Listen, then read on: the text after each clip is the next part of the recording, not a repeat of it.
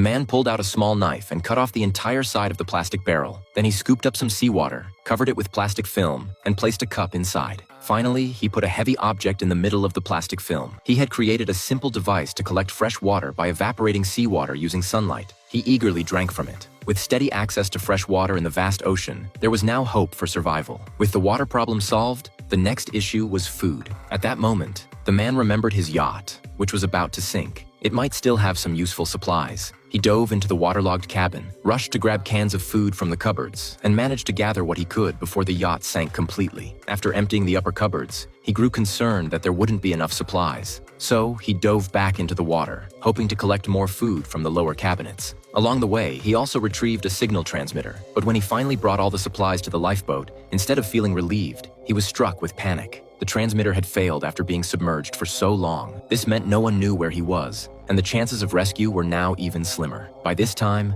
the man had been stranded at sea for 6 days. Not long ago, he had woken up to find his $3 million yacht sinking rapidly with water flooding in. He was stunned and rushed to climb out of the cabin to check. There, floating in the endless sea, was a 20-meter shipping container firmly wedged against his yacht. There was no time for him to think, and quickly dropped the sails, hoping to slow the yacht down, while also trying to prevent more water from pouring in. Then he grabbed a telescoping steel pipe and wedged it into the gap between the container and the hull. He tried to pry the container loose, but he had underestimated its weight. The pipe bent out of shape, yet the container didn't budge an inch. Realizing this method wouldn't work, the man quickly thought of another plan. He hurriedly went to the cabin, pulled out a heavy sandbag from the cupboard, and carefully jumped onto the container. He threaded the rope through the hole and tied the sandbag to the container. After securing the knot, he tossed the sandbag into the sea. The current and gravity soon loosened the container slightly. Seeing this, the man quickly steered the yacht in the opposite direction, and with a sense of relief, he managed to free the container from the hull, but the damage was done. The hole in the hull was large enough that water kept flooding in. The water level soon reached his knees,